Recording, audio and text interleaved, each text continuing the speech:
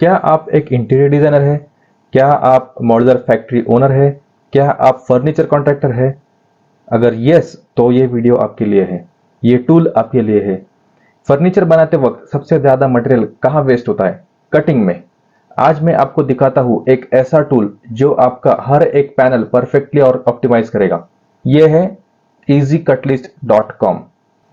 आप जानते हैं कि प्रोजेक्ट में एक बोर्ड कटिंग का प्लान बनाना कितना मुश्किल होता है। कौन सा पैनल कहाँ कटना है, कितना मटेरियल लगेगा, कितना वेस्ट होगा, ये सब मैन्युअली कैलकुलेट करना बहुत ही टाइम कंज्यूमिंग है और मिस्टेक्स बहुत होती है। इसमें बहुत सारा वेस्टेज निकलता है। इजी कट लिस्ट ये सब काम आपको सेकंड्स में कर देता है। आप बस अपने पैनल्स का साइज डालो, स्टॉक शीट्स का साइज डालो और हमारा एल्गोरिदम बेस्ट कटिंग प्लान आपको बना के देगा, वो भी मिनिमम वेस्टेज के साथ। तो आइए देखते हैं इसमें क्या क्या फीचर्स है। तो मैं आपको वन बाय वन ये फीचर्स की पहले लिस्ट दिखाता हूँ।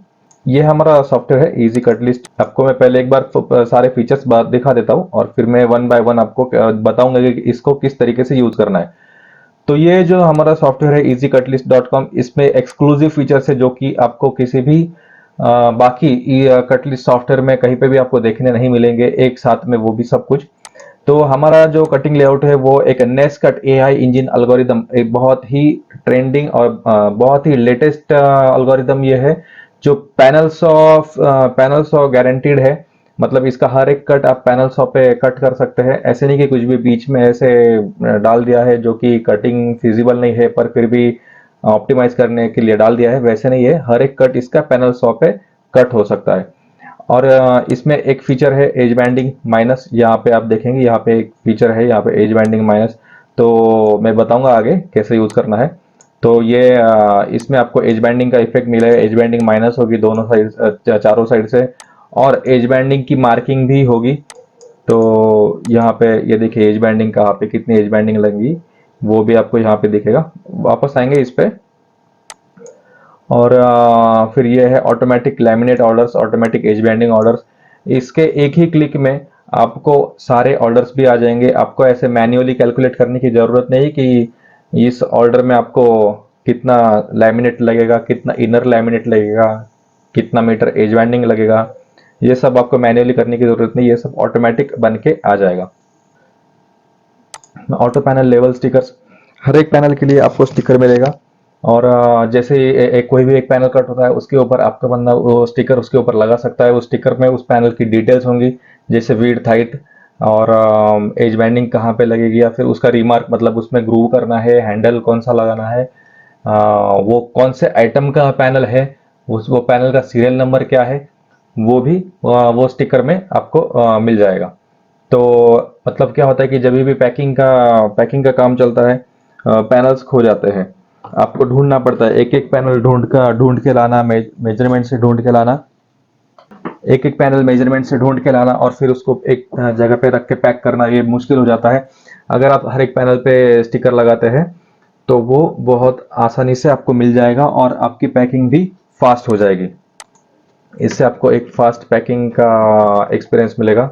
और यहाँ पे ऑटो मटेरियल कैलकुलेशन, जैसे ऑटो मटेरियल कॉस्ट कैलकुलेशन, अगर आप हर एक शीट की कॉस्ट इसमें डाल देते हैं तो ये आपको प्रोजेक्ट का कॉस्ट भी दिखा देगा कि आपको ये बनाने के लिए, ये प्रोजेक्ट बनाने के लिए आपको कितना पैसा लगने वाला है।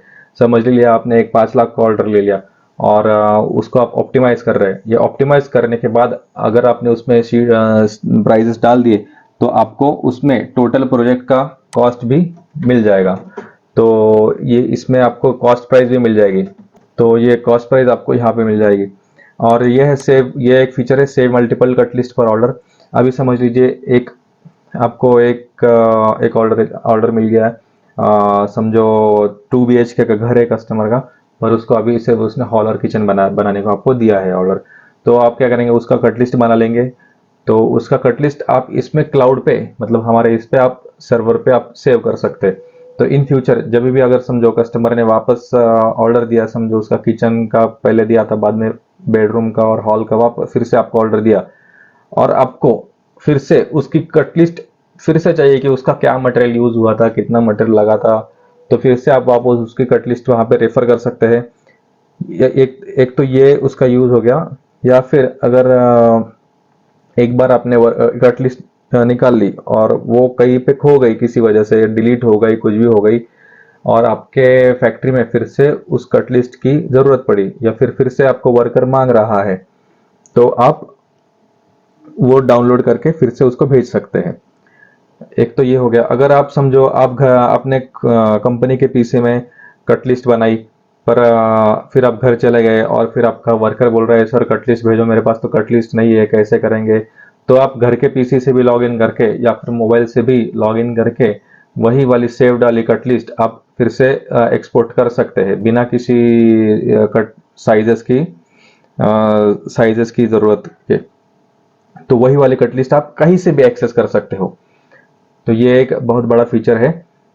ये है प्रिंट योर कंपनी लोगो और customer name on cutting layout.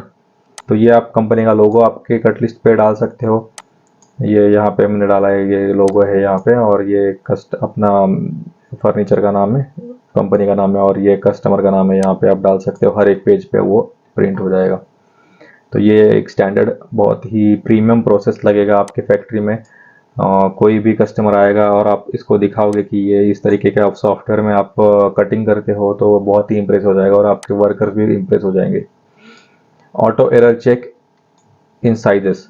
अभी ये एक फीचर ये है एरर चेक। अभी समझ लीजिए आपने गलती से साइजेस डाल दिए, कुछ भी समझो आपने 1000 mm की जगह पे 10 mm डाल दिया, या फिर 5 mm डाल दिया, 6 mm डाल दिया गलती से, तो वो क्या करेगा, वो डिटेक्ट करेगा कि यहाँ पे गलती हुई है या नहीं हुई है।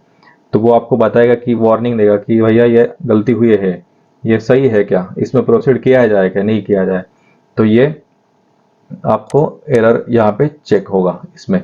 ये फीचर, एरर चेकिंग का फीचर, आप चाहे कितने भी हजार सॉफ्टवेयर ढूंढ लो, आज तक किसी ने इसको बताया नहीं है, किसी ने इसको इंक्लूड नहीं किया है, और फ्यूचर में भी बहुत ही इम्पॉसिबल है किसी को भी ये इसके लिए एल्गोरिदम बनाना कि एरर कैसे चेक किया जाए। तो ये सबसे बेस्ट वाला फीचर है इसमें कि गलती भी आपका गलती भी इसको ये पकड़ लेगा। ये एक एआई फीचर है जिसमें एआई यूज होता है, और ये आपको इसी में मिलेगा, हमारे इजी कट लिस्ट सॉफ्टवेयर में ही मिलेगा, ये कहीं पे भी नहीं मिलेगा आपको। चलो तो इंट्रोडक्शन शुरू करते हैं। मैं आपको वन बाय वन बताता हूँ कि ये सॉफ्टवेयर आपको किस तरीके से यूज करना है। हाँ, तो शुरू करते हैं। तो पहले मैं आपको एक एक चीज दिखाता हूँ कि इसमें से हम लोग ने आप क्या क्या बना सकते हैं। तो ये सबसे पहले तो ये कट लिस्ट बनती है इसमें।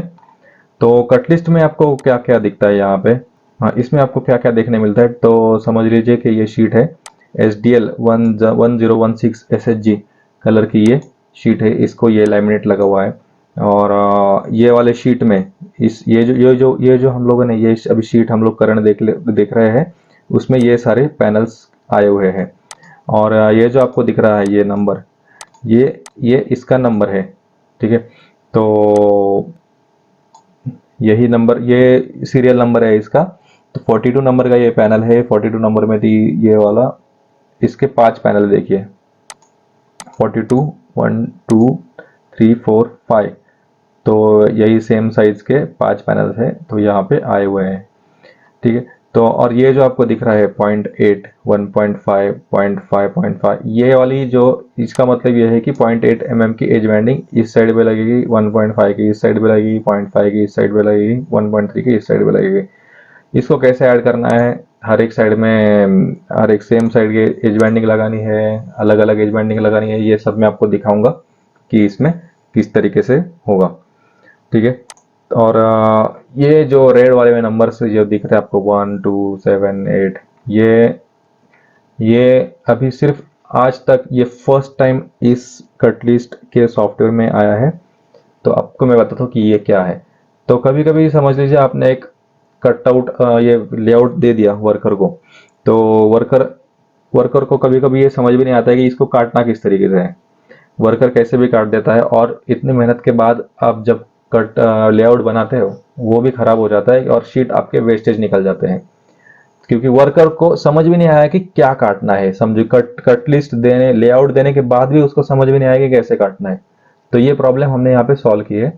तो अभी ये जब आप वर्कर को ये लेआउट देते हो तो ये जो 1 नंबर है, मतलब पहला कट यहाँ से लगेगा इस तरीके से, यहाँ तक पहला कट लग गया। अब ये कट लगने के बाद सेकंड कट इस पे लगेगा, 1 सेकंड, थर्ड, फोर्थ, ये चारों पैनल कट गए। अब फोर्थ कट यहाँ पे लगा, फिफ्थ कट यहाँ पे लगेगा, 5 ये काट दिया नीचे से, ठीक है, और 6 ये यहाँ से सिक्स्थ कट लग गया, और फिर ये 7, 8, 9, 10 और 11। इसको अगर फॉलो करेंगे, ये अगर लेआउट आप वर्कर को दे देते हो तो किसी भी तरीके का वर्कर, चाहे वो बहुत ही स्मार्ट हो या बहुत ही डम हो, किसी भी तरीके का वर्कर इसको बिल्कुल सही तरीके से काट लेगा। तो ये है कटिंग का सीक्वेंस है ये। तो इसमें आपको अगर अभी तक तो ये समझ में आ गया होगा, ये रेड वाला जो है वो कटिंग सीक्वेंस है, ये जो ग्रीन वाली लाइंस है वो एज बैंडिंग का थिकनेस है, और ये अपना साइज है पैनल का 397 बाय 569। ये कलर की शीट है, ये लोगो, ये कंपनी का नाम, ये क्लाइंट का नाम, और ये पैनल्स जो भी इस शीट में कटने वाले हैं।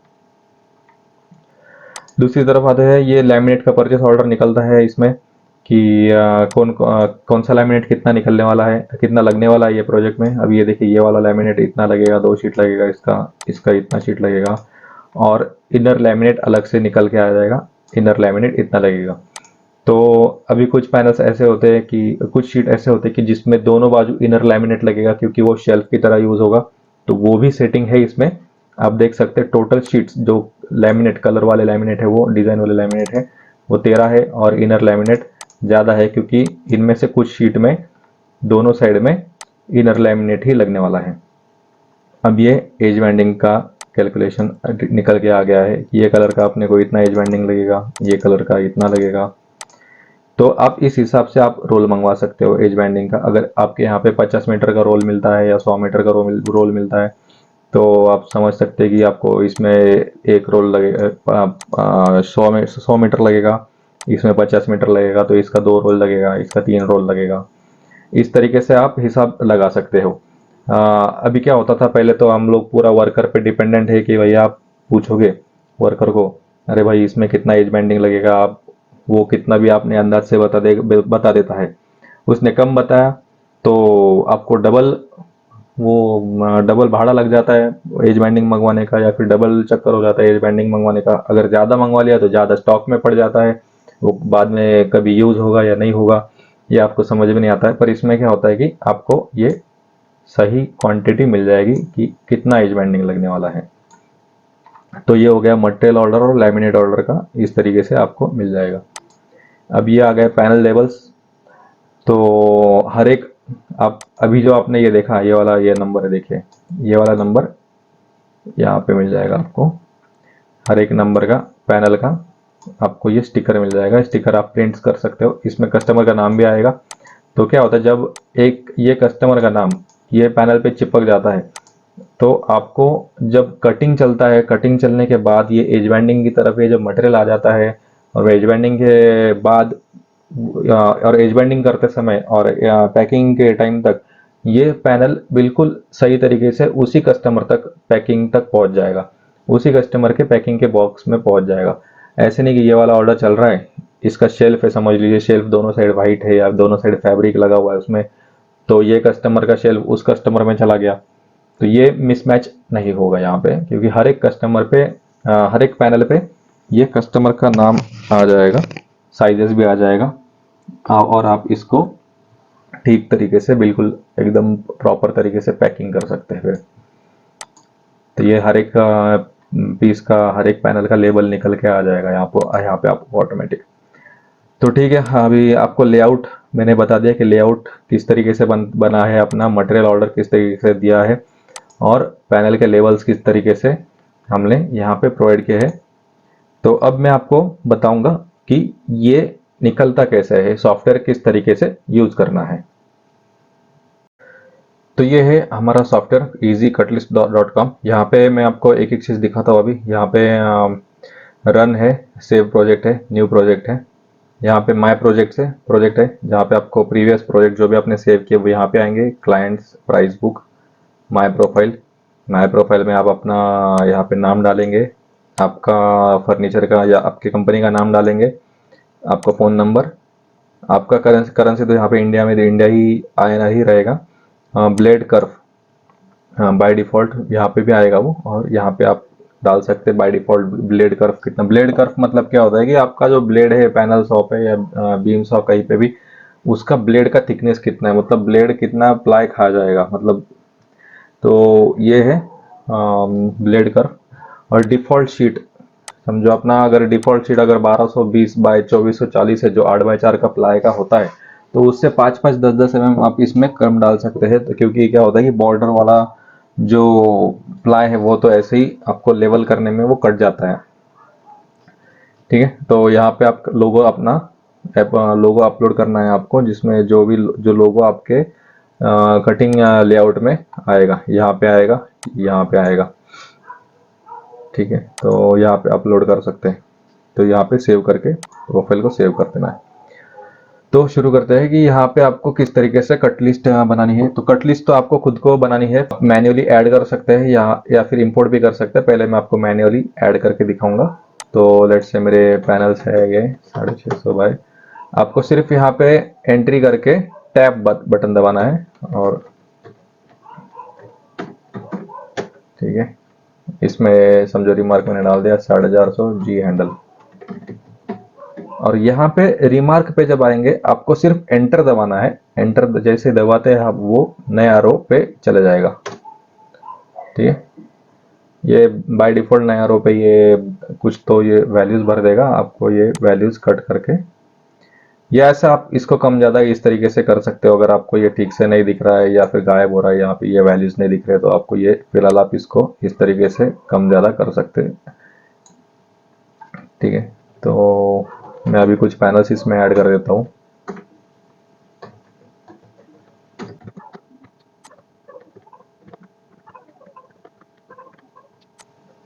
ठीक है, और जो भी अपना मटेरियल का जो भी मटेरियल के शीट्स है वो ऑटोमेटिकली स्टॉक शीट्स में पिकअप हो जाएंगे। ठीक है, ये आपको यहाँ पे मैन्युअली करने की ज़रूरत नहीं है। बाकी सारे सॉफ्टवेयर्स को आपको मैनुअल करना पड़ता है, पर यहाँ पे हमारा ये एक्सक्लूसिव फीचर है इसमें, जो आपको मैन्युअली यहाँ पे आपका बहुत इसका टाइम सेविंग फीचर है ये। आपको मैन्युअली करना नहीं पड़ता इसमें कि स्टॉक शीट्स डालो कितना है क्या है, वो मैन्युअली करना नहीं पड़ता है। ये ऑटोमेटिकली क्या कर लेगा, ये आपने जो डिफ़ॉल्ट यहाँ पे सेट किया है यहाँ पे 1210 बाय 2430, उसका डिफ़ॉल्ट वैल्यू यहाँ पे ले लेगा। क्वांटिटी डायरेक्ट 100 ले लेगा बाय डिफ़ॉल्ट। आपको अगर चेंज करनी है तो आप यहाँ पे चेंज कर सकते हैं, ये भी चेंज कर सकते हैं। अब अगर समझ लीजिए आपके पास ऑफ कट्स कुछ बचे है, ऑफ कट मतलब जो पहले वाला प्लाईवुड कुछ बचा है या फिर पहले वाला कुछ मटेरियल बचा है, उसमें से आपको इसमें से कुछ कटिंग करना है, तो आप वो इसमें यहाँ पे मैन्युअली आप ऐड कर सकते हैं। ठीक है, ये ऐसे नहीं कि ये आ गया यहाँ पे मतलब इसी से आपको निकालना है, ऐसे नहीं है। तो यहाँ पे आप वो ऐड कर सकते हैं। ठीक है, तो ये भी हो सकता है इसमें। ठीक है, तो अभी मैं इसको, ये मैनुअल हो गया, मैनुअल एंट्री हो गई। ठीक है, तो अभी मुझे इसमें एज बैंडिंग ऐड करनी है। अभी समझ लीजिए अभी इसमें क्या होता है कि अभी मैं आपको एज बैंडिंग का फीचर दिखाता हूँ। इसमें एज बैंडिंग सेटअप, तो ये एज बैंडिंग सेटअप है। पहला यहाँ पे क्या लिया है कि deduct edge banding thickness from cut size before optimising. तो अगर आपके कंपनी में वर्कर मैन्युअली माइनस नहीं करता है एज बैंडिंग को, डायरेक्ट जो भी मिला है लेआउट उसे से कट कर देता है, तो यहाँ पे आप इसको ऐसे ही टिक रहने दीजिए। अगर आपका वर्कर मैन्युअली माइनस करता है तो इसको आप अनचेक कर दीजिए। तो क्या होता है कि जब आपको आप इसको चेक करते हो, टिक करते हो, तो ये जो भी एज बैंडिंग यहाँ पे आती है वो सब ऑटोमेटिकली वो पैनल से माइनस हो जाती है, और वो माइनस होने के बाद जो भी बचता है उससे वो ऑप्टिमाइज करता है। तो प्लीज़ ध्यान दीजिए इस पे। तो ये नोट कर लीजिए कि जो भी यहाँ पे आएगा, मतलब जो अगर आपने यहाँ पे टिक किया है तो ये जो भी एज बैंडिंग की थिकनेस है वो माइनस हो जाएगी। तो अभी मुझे क्या करना है कि अगर मेरी सारे मैं 1.3 1.5 का एज बैंडिंग लगा रहा हूँ सब जगह पे मैं, तो मैं यहाँ पे सब 1.5 कर दूंगा, और यहाँ पे पूरा ऑटो फिल हो जाएगा। जो भी वैल्यूज यहाँ पे आप डालेंगे तो हर एक पैनल के लिए वो फिल हो जाएगी। ये सारे पैनल्स के लिए लेफ्ट मतलब ये लेफ्ट वाला, राइट वाला एज बैंडिंग, टॉप वाला एज बैंडिंग, बॉटम वाला एज बैंडिंग, ठीक है। Left right top bottom 4 side के एज बैंडिंग यहाँ पे ऑटोमेटिक फिल हो जाएगी।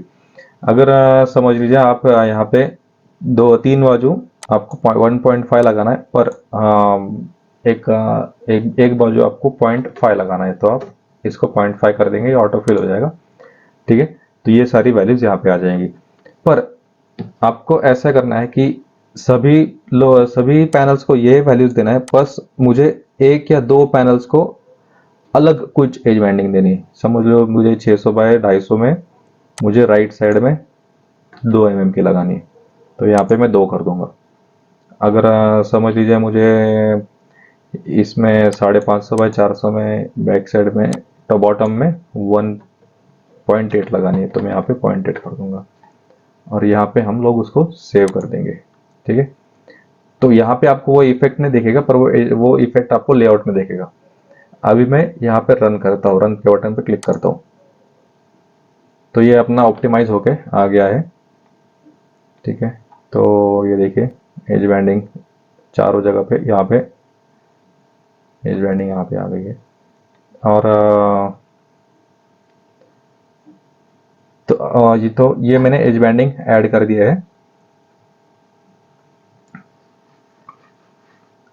तो ये सारे देखिए, ये है मटेरियल प्रोक्योरमेंट, ये मैंने रन पे क्लिक कर दिया और ये ऑप्टिमाइज होके आ गया है। तो ये सेक्शन देखिए मटेरियल प्रोक्योरमेंट का सेक्शन है। यहाँ पे आप मटेरियल इस पे क्लिक करेंगे तो मटेरियल का ऑर्डर निकल के आ जाएगा। यहाँ पे एक्सपोर्ट लेवल पे क्लिक करेंगे तो आपको स्टिकर्स मिल जाएंगे पैनल्स के। तो मैं आपको दिखा था, ये क्या देखिए, ये है 6152, ये वाला जो मटेरियल है अपना, ये वाला मटेरियल 6152 वाला मटेरियल है।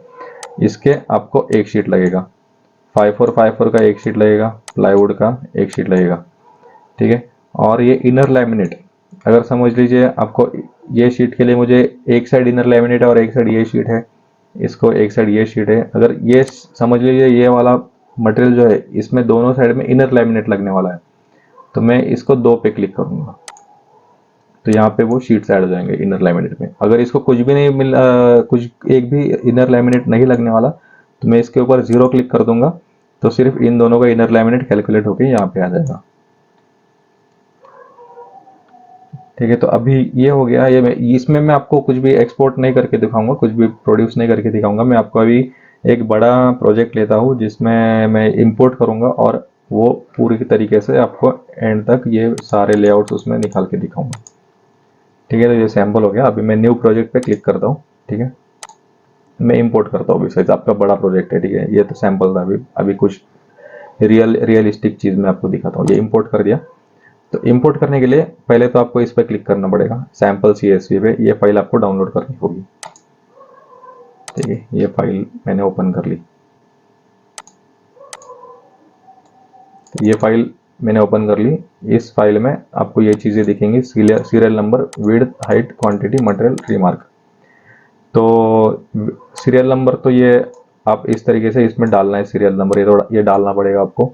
विड्थ, हाइट, क्वांटिटी और मटेरियल मतलब जो भी आपका लैमिनेट है वो चीज़। और रिमार्क मतलब ये भी पैनल पे आपके प्रिंट होगा। रिमार्क मतलब क्या है कि ये भी लेआउट पे प्रिंट होगा। रिमार्क मतलब क्या है कि समझ लीजिए आपको ये साइड में ग्रू मारना है, ग्रू करना है, 1980 पे ग्रू करना है, तो आप इस पे 1980 ग्रू लिख देंगे, इस पे ग्रू लिख देंगे। और समझ लीजिए आपको 540 में हैंडल लगाना है, जी सेक्शन हैंडल लगाना है, तो आप इसको हैंडल लिख देंगे, तो ये आपके पैनल पे प्रिंट हो जाएगा, ठीक है। तो इस तरीके से आपको ये शीट बनानी है। तो मैंने एक शीट बना के रखी है पहले से, मैं आपको वो दिखाता हूँ। तो ये मैंने बना के रखी है पहले से ही। तो इसमें टोटल देखिए, इसमें टोटल 259 पैनल्स है, ठीक है। तो इसमें बहुत सारे पैनल्स में रिमार्क है और ये इनका सीरियल नंबर है। तो अभी मैं इसको यहाँ से इंपोर्ट करता हूँ। यहाँ पे मैं जाऊँगा, इंपोर्ट क्लिक करूँगा और मैं वो जो फाइल को सिलेक्ट करूँगा और इंपोर्ट करूँगा। तो ये सारे यहाँ पे पूरा पैनल लोड हो चुका है, सारे पैनल्स लोड हो चुके हैं और इसने ऑटोमेटिकली ये सारे शीट्स भी, स्टॉक शीट्स भी ऑटोमेटिकली ले लिए हैं। और ध्यान रखिए इसमें 100 क्वांटिटी है। यहाँ पे आपको अगर कुछ भी आपका ऑफ कट्स वगैरह कुछ भी नहीं है तो आपको यहाँ पे कुछ नहीं करना है, आपको सिर्फ डायरेक्ट रन पे क्लिक करना है। और अगर आपको कॉस्ट कैलकुलेशन करनी है तो आप यहाँ पे आप कॉस्ट डाल सकते हो। तो कॉस्ट किस तरीके से डालनी है समझ लीजिए, ये वाला शीट है 112 SF। तो इसको एक शीट के लिए मुझे कितना पैसा लगता है पहले तो आप वो देख लीजिए। समझो 112 SF है, तो इसका लैमिनेट का कॉस्ट है मुझे समझो 1800 रुपये मेरा लैमिनेट का कॉस्ट है। इसको मुझे ग्लू मतलब फेविकॉल या कुछ जो भी आप यूज़ करते होंगे वो मुझे लगेगा समझो एक पैनल के लिए 240 का, सॉरी एक शीट के लिए, एक पूरे शीट के लिए 240 का लगेगा। अगर और मैं प्लाई पे काम करने वाला हूँ, मुझे 8x4 का प्लाई यहाँ पे समझ लीजिए मुझे 8x4 का प्लाई मिल रहा है समझो 2500 का। तो और एज बैंडिंग एक इसके ऊपर खर्चा होगी। एज बैंडिंग यहाँ पे आप इंक्लूड कर सकते हो या फिर एज बैंडिंग आप अलग से कैलकुलेट कर सकते हो। तो इसका मैं टोटल ले लेता हूँ अभी क्या कितना हो रहा है समझो, टोटल मैं ले लेता हूँ, ये होता है 4000 4540। तो इसमें मैं ये डाल दूंगा। अब बाकी की चीज़ें, बाकी की कॉस्ट में आप अंदाज से डाल रहा हूँ, आप देखिए आप आपके हिसाब से आप डाल देना।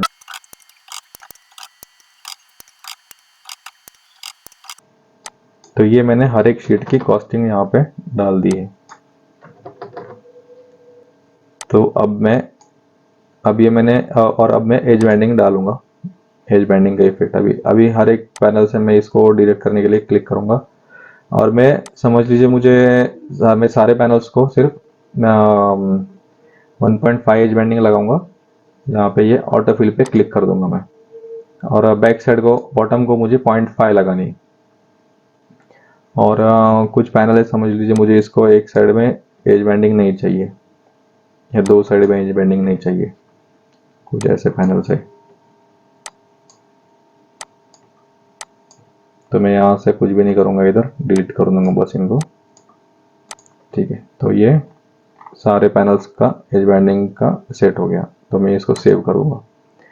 अब मैं इसको रन पे क्लिक करता हूँ।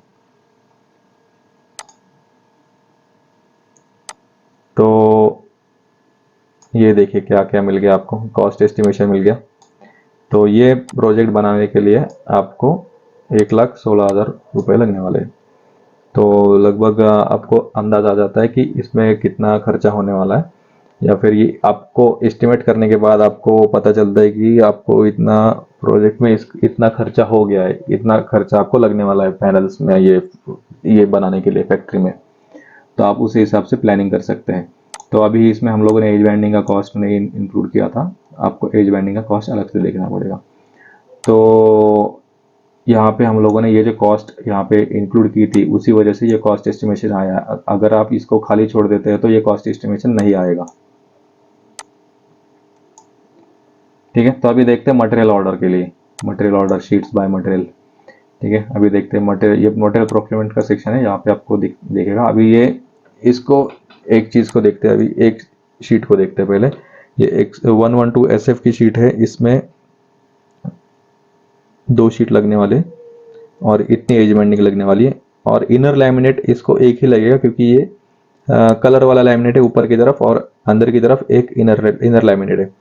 अभी ये DW है, ये शेल्फ वाला शीट है। ये इसके 9 शीट लगने वाले हैं। अगर शेल्फ में कैसा होता है कि दोनों तरफ इनर लैमिनेट लगेगा, तो मैं इसको क्या करता हूँ, इसको यहाँ पे मैं 2 करूँगा। तो अभी ये देखिए 34 इनर लैमिनेट के शीट्स है। तो जब मैं इसको 2 करूँगा तो कितने शीट्स ऐड होने चाहिए इसमें 34 में, और 9 शीट ऐड होने चाहिए। ये देखिए इसमें और 9 शीट्स ऐड हो गए, तो टोटल आ गए 43 लैमिनेट्स। तो ये शेल्फ वाला है, इसके लिए 2 आ गए। अभी समझ लीजिए कि कोई है ऐसा है जो प्लाई सिर्फ रॉ है, जिसको कुछ भी नहीं है ऊपर नीचे कोई भी पेस्टिंग नहीं होगा जिसमें। तो समझ लीजिए ऐसा है, ये समझ लीजिए इसका ये रॉ है पूरा, इसमें 3 शीट्स है। तो इसमें 3 शीट इसके कैलकुलेट हो चुके हैं, तो मैं इसको 0 करूँगा। तो इसके इनर लैमिनेट इसको कहीं पे भी नहीं लगेगा, ना ऊपर लगेगा ना नीचे लगेगा। तो इसके 3 शीट कम हो गए, 43 से 40 हो गए। तो ये इनर लैमिनेट का सेक्शन है। तो कुछ तो यहाँ पे आप पहले इनर लैमिनेट सेट कर लीजिए और फिर आपका ये मटेरियल ऑर्डर तैयार हो जाता है। अब मैं आपको ये पहले मटेरियल ऑर्डर एक्सपोर्ट करके दिखाता हूँ किस तरीके से मटेरियल ऑर्डर बनता है। तो ये मटेरियल ऑर्डर हो गया। आपके कस्टमर का नाम डाल दीजिए, समझ लीजिए कस्टमर का नाम अजय शर्मा है। यहाँ पे आप एक्सेल एक्सपोर्ट कर सकते हैं या पीडीएफ भी एक्सपोर्ट कर सकते हैं। पीडीएफ अगर एक्सपोर्ट करते हैं आप तो इसमें आपको यहाँ पे एडिटिंग नहीं कर सकते आप। अगर आप यहाँ से एक्सेल एक्सपोर्ट करते हैं तो ये आ गया एक्सेल एक्सपोर्ट हो गया। ये सारे शीट्स आ गए, ये आपके कंपनी का नाम आ गया इसमें। तो ये सारे शीट्स आ गए यहाँ पे। तो इसके इतने शीट्स लगने वाले हैं, इसके इतने शीट्स लगने वाले हैं। अगर समझो आपको इसका ऑर्डर नहीं देना है तो आप इसको डिलीट कर दीजिए।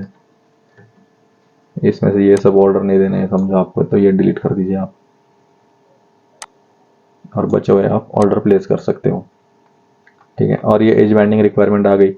तो ये वाली कलर की एज बैंडिंग या फिर ये इसमें जो भी एज बैंडिंग लगने वाली वो इतनी है, 33 मीटर्स इसको लगने वाली है। पर हमारे सॉफ्टवेयर में ऐसे 10% एक्स्ट्रा एरर वगैरह, समझो कुछ कॉर्नर में एक्स्ट्रा लग जाता है, कट जाता है, वेस्टेज निकल जाती है एज बैंडिंग, तो ये हमारे सॉफ्टवेयर के अकॉर्डिंग 37 मीटर एज बैंडिंग इसमें लगने वाली है। तो आप क्या कर सकते हैं, 50 मीटर का रोल अगर आपके यहाँ पे मिलता हो तो 50 मीटर का रोल आप मंगवा सकते हैं या फिर 100 मीटर का रोल आप मंगवा सकते हैं।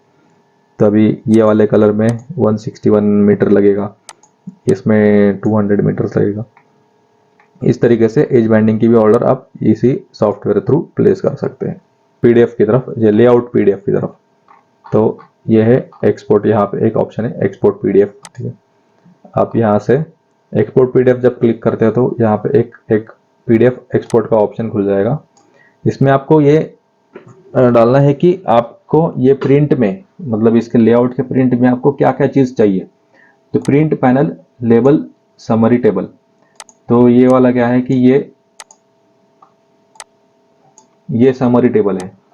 ये वाला टेबल आपको प्रिंट करना है कि नहीं प्रिंट करना है। तो यहाँ पे आप यहाँ से ऑन रख सकते हैं या फिर ऑन बंद कर सकते हैं आप इसको। यहाँ पे कंपनी लोगो है, आपका लोगो प्रिंट हो जाएगा, कंपनी का नेम है, कंपनी का आपके कंपनी का नाम प्रिंट हो जाएगा, क्लाइंट का नेम आप यहाँ से फिल कर दीजिए, ये आ जाएगा हर एक कंपनी हर एक पेज पे। कस्टम हेडर टेक्स्ट, अगर आपको ऐसे ही कुछ भी प्रिंट करना है कि समझ लीजिए प्रोजेक्ट अर्जेंट है तो आप अर्जेंट प्रिंट कर दीजिए, या फिर जो भी कुछ भी आपको लग रहा है वो प्रिंट कर सकते हैं। अब ये फॉन्ट साइज एडजस्टमेंट, अभी मटेरियल का फॉन्ट आपको एडजस्ट करना है, ज़्यादा कम बड़ा करना है। अभी मटेरियल फॉन्ट मतलब ये वाला, ये अगर ये आपको छोटा बड़ा करना है तो यहाँ से कर सकते हैं। सीरियल नंबर फॉन्ट 1 एक नंबर, ये जो डायग्राम पे है ये वाला, इसका फॉन्ट अगर आपको एडजस्ट करना है तो मैं इसका फॉन्ट बड़ा रखूँगा समझो। रिमार्क वाला फॉन्ट 11 बहुत छोटा जाता है तो मैं इसको और बड़ा करूँगा थोड़ा। रिमार्क मतलब ये वाला, ये जो आपने रिमार्क डाला है ना स्टार्टिंग में, तो ये वाला जो है इस पे प्रिंट हो जाता है, ये वाला ये रिमार्क, इसका फॉन्ट। डायमेंशंस का फॉन्ट, डायमेंशन मतलब ये जो डायमेंशन है अपने पीस के वो, ठीक है। तो डायमेंशंस और मल्टी कलर ब्लैक टेक्स्ट, अगर ये आपको ये जो है ये जो लिखा हुआ है वो आपको अगर अलग अलग कलर में चाहिए तो ये ऑप्शन है, पर मैं इसको बंद रखूँगा क्योंकि ब्लैक कलर बहुत ही इजीली आसानी से दिखता है डार्क लाइट बैकग्राउंड पे। कट सीक्वेंस बैच साइज, अभी कट सीक्वेंस बैच मतलब ये रेड वाली चीज़, ये वाला कट सीक्वेंस जो मैं आपको बताया ना कि ये जो गाइड होता है यहाँ से कि ये फर्स्ट कट लगेगा, सेकंड कट, थर्ड कट, इस जो कटिंग सीक्वेंस का बैच, इसको बैच बोलते हैं कटिंग सीक्वेंस बैच। तो इसमें पहला कट ऐसा लगेगा, फिर दूसरा कट ऐसा लगेगा, फिर तीसरा कट ऐसा, फिर फोर्थ कट ऐसा लगेगा। तो ये होगा कटिंग सीक्वेंस बैच। तो कटिंग सीक्वेंस टेबल आपको प्रिंट करना है कि नहीं करना है, तो कटिंग सीक्वेंस टेबल की ज़्यादा ज़रूरत नहीं होती क्योंकि कटिंग सीक्वेंस यहाँ पे विजिबल है आपको। फिर भी आपको रिटर्न में चाहिए तो वो यहाँ पे नीचे प्रिंट हो जाएगा।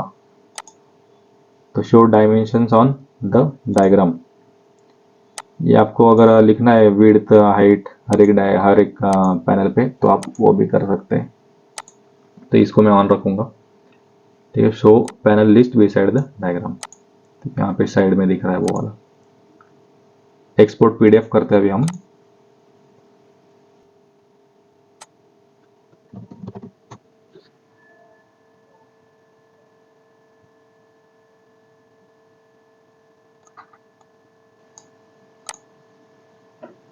तो ये हमारी लेआउट की फाइल आ गई यहाँ पे।